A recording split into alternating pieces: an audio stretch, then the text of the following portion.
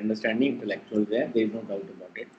But ये जो एक अखंड भारत का अब नया जो हमने शुरू किया है, इसको मेरे ख्याल में हमें सोच करने की ज़रूरत है। वो नाज़ी के ज़माने गुजर गए, अब हमें आगे सोचना चाहिए, अपनी नई जनरेशन आ रही हैं।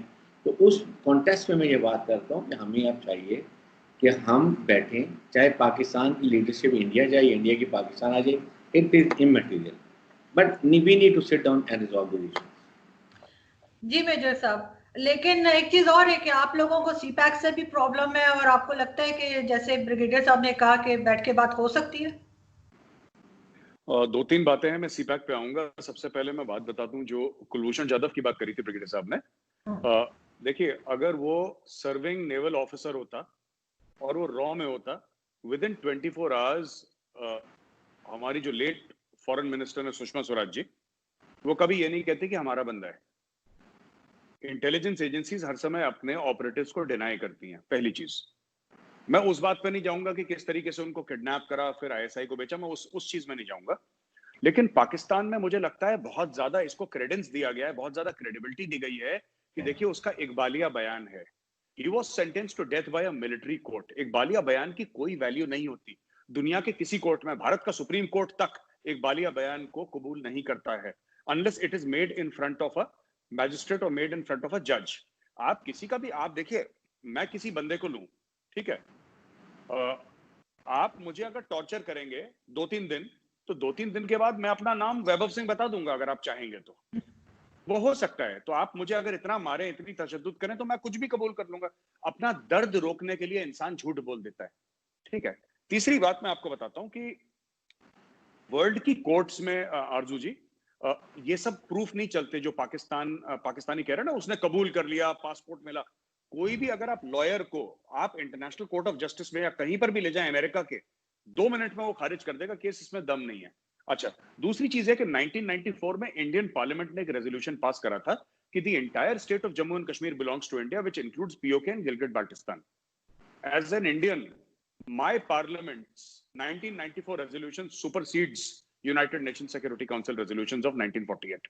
Number 1, इंडिया बिल्कुल इस चीज को मानने को तैयारी नहीं है।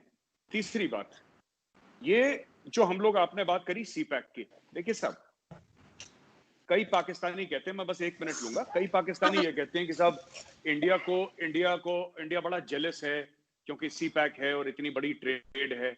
मैं पहले भी आप ही के वीडियो में बता चुका हूं कि सीपैक टोटल अभी इन्वेस्टमेंट $45 बिलियन का हुआ है, 45 बिलियन का वो, और जो 60 बिलियन है वो 15 साल के पीरियड में होना है पाकिस्तान में। मैंने डॉक्यूमेंट्स पढ़ी है सीपैक की, जितना सीपैक का 15 साल में होना है उससे ज्यादा, उससे दुगना हर साल इंडिया में होता है।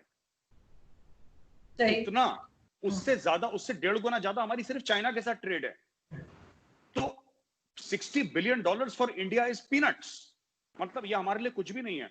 जो हमने अभी इकोनॉमिक पैकेज दिया अपने लोगों को, दैट वाज $300 बिलियन।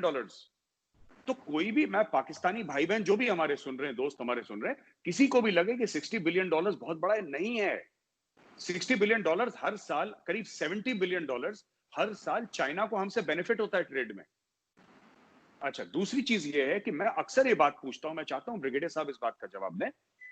जो सीपैक है, सीपैक में कुछ होगा, और सीपैक से मुझे आज तक नहीं समझ में आया, एक ऑफिसर है, मैं नाम भूल गया, जनरल साहब है पाकिस्तान के, जिन्होंने ऑन द रिकॉर्ड जाके कहा है, मैंने वैभव को वो भेजा भी था, जीओसी पेशावर कोर, हाँ, जीओसी जो पेशावर के हैं शायद वही हैं, उनका वीडियो भी है, मैं आपको भेज दूंगा। उन्होंने ऑन रिकॉर्ड वर्दी पहन के आए और उन्होंने बोला है कि साहब इसके टर्म्स एंड कंडीशंस तो आप क्लियर करें ना, हमें खुद समझ में नहीं आ रहा ये क्या है। और वो वीडियो मैं आपको बताऊंगा, उन्होंने ऑन रिकॉर्ड कहा है कि ये सब जो है ये लूटमार बचा रखी है चाइनीज ने, ये क्लियर है ही नहीं, इट इज नॉट क्लियर वो क्या कर रहे हैं, पाकिस्तान को उससे क्या बेनिफिट है। देखिए, 2 चीजें हैं, पाकिस्तान का अपना इंडस्ट्रियल बेस नहीं है, तो इसमें चाइना को क्या चाहिए, चाइना को बेसिकली पाकिस्तान से राहदारी चाहिए, आपको एक रास्ता चाहिए कि गवादर तक आना है। इसके अलावा पाकिस्तान क्या दे रहा है इन रिटर्न। दूसरी चीज, आखिरी मेरा पॉइंट है, जो हम कहते हैं ना कि चाइना और पाकिस्तान के बीच में ताल्लुकात हैं जो स्ट्रेटेजिक, जरूर होंगे, मैं मना नहीं कर रहा। मेरा एक लिमिटेड पॉइंट यह है कि पाकिस्तान ने चाइना को आज तक क्या दिया है। आपने कौन सी चाइना में इन्वेस्टमेंट कर दी? हमने फैक्ट्रीज खोली है चाइना में, हमारे गलवान में इतनी लड़ाई हुई चाइना के साथ, लोग हमारे वीरगति को प्राप्त हो गए, चाइनीज मारे गए, हमारी इन्वेस्टमेंट्स है वहां पे, hundreds and hundreds of billions of dollars की इन्वेस्टमेंट है। आपने चाइना के लिए क्या करा? सिर्फ ये कह के कि हमारा जियोपॉलिटिकल इंपॉर्टेंस है पाकिस्तान का, जो कोई डिनाई नहीं करता। As an Indian I can not deny that it is one of the most geostrategically important countries on earth. Pakistan, ये सच्ची बात है, ये सच्ची बात है। लेकिन इसके अलावा कौन सा आपने कार बना दी, कौन सा आपने कंप्यूटर बना दिया, कौन सी आपने सॉफ्टवेयर बना दी जो चाइना को चाहिए? ये सिर्फ खेल राहदारी का है। तो मैं ये कहना चाहता हूं। जी जी ब्रिगेडियर साहब, देखिए बात यह है कि we should be very clear, China definitely want a very important corridor. China को वहां से अगर वो समुद्र के रास्ते आता है, it takes 41 days to reach to China. वो पहले आता है अरेबियन सी में, फिर इंडियन ओशन में, फिर मलाक्का स्टेट में, फिर साउथ चाइना सी में, and then they go to China. उनको बहुत ही अनसेफ रूट है वहाँ। ऑस्ट्रेलिया भी है, फिलीपीन भी है, चाइना। अब उन्होंने ज़ाहिर है अमेरिकन और इंडियन की आपस में फ्रेंडशिप है, उनको भी वहाँ यूज़ कर रहे हैं। 3 पैरी बेड़े वहाँ पर आए हुए हैं। So they have a very insecure route and economically भी दूर पड़ता है।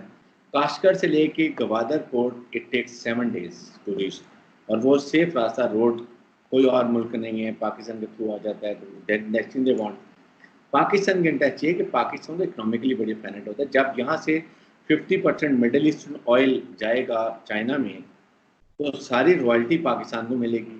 पाकिस्तान में इकोनॉमिक जोन बन रहे हैं, पाकिस्तान में जनरेशन ऑफ इलेक्ट्रिसिटी होगी, पाकिस्तान में हमारे टेक्निकल इंजीनियर्स को जॉब मिलेंगी, पाकिस्तान में जॉब अपॉर्चुनिटीज लोगों को मिलेगी। वो एक बात है। फिर पाकिस्तान चाइना की स्ट्रेटेजिक रिलेशन शुरू से है, आज से नहीं है।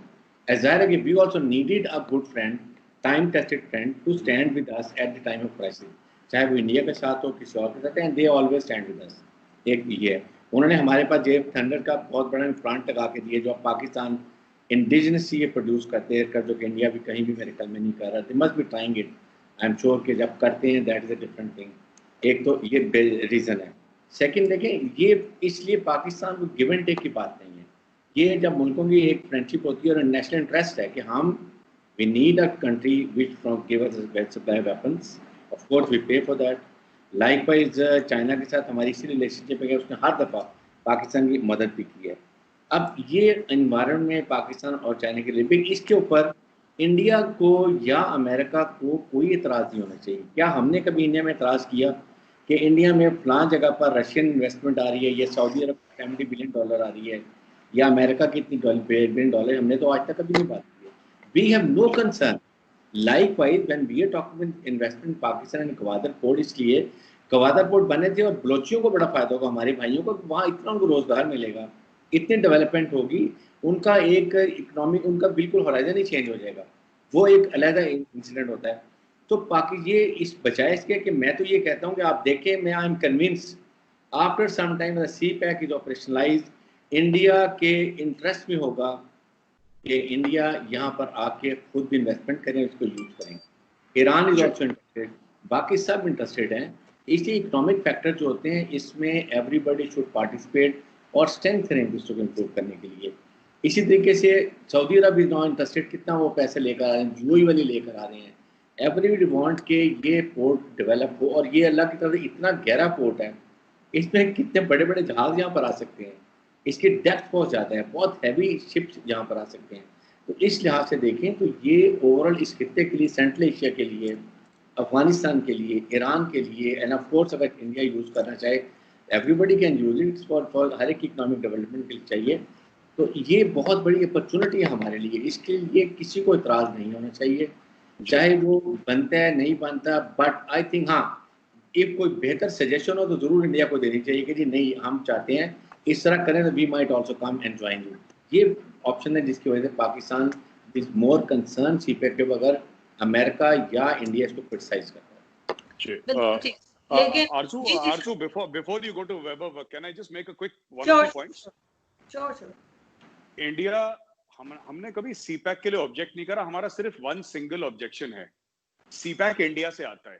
1994 पार्लियामेंट के रेजोल्यूशन के तहत गिलगिट बाल्टिस्तान और पीओके, जिसको आप लोग आजाद कश्मीर बोलते हैं, वो भारत का अभिन्न अंग है और सीपैक की एंट्री वहां से होती है। That is our only objection. हम चाहते हैं चाइना $200 बिलियन इन्वेस्ट करे पाकिस्तान में, हमें क्या दिक्कत हो सकती है? आपका मुल्क अलग है। Allow me to complete sir with your permission. पहली चीज। दूसरी चीज ये है ना कि अगर हम डिस्कस कर रहे हैं सीपैक, तो मैं बता दूं हर एक डील, हमारी जितनी भी डील्स हैं, इंडिया की डील्स जितनी भी हैं, आप उनके पेपर्स पब्लिकली अवेलेबल हैं। अमेरिकन ने अगर 100 बिलियन इन्वेस्ट करे हैं, अगर सऊदीज ने 100 बिलियन इन्वेस्ट करे हैं, राइट, सीपैक का अभी भी पाकिस्तानी आवाम को नहीं बताया गया कि जो इन्वेस्टमेंट है, क्या लोन है, कितना पैसा आपको देना है, अगली किस्त कब जाएगी। और यही वो आपके जो जीओसी साहब थे, जीओसी साहब ने यही वो वीडियो, में अगर होता तो मैं आपको जरूर भेजता। मैं वैभव आपसे रिक्वेस्ट करूंगा, आप आरजू और ब्रिगेडियर साहब को दोनों को भेजें। वो जो सर्विंग ऑफिसर है, सर्विंग जीओसी हैं पाकिस्तानी आर्मी के, वो कह रहे हैं सर कुछ पता ही नहीं है, देयर इज नो क्लैरिटी कि आपने 100 रुपए दिए, चाइना ने 100 रुपए इन्वेस्ट करे पाकिस्तान में, वापस कब देने हैं, कितने देने हैं, किसी को कुछ नहीं पता। It's all under the cover of night, कुछ नहीं पता किसी को। तो ये चीज है। और आखिरी चीज ब्रिगेडियर साहब ने बोली ना कि ये होगा जब सीपैक होगा, मैं ये बात पूछना चाहता हूं, $45 बिलियन डाल दिए, कब होगा? 45 billion is not a small sum. Vaibhav, अब आप बोल सकते हैं, आपको वैभव का टर्न है, तो I think Vaibhav can speak whatever. जी, आप भी यही बात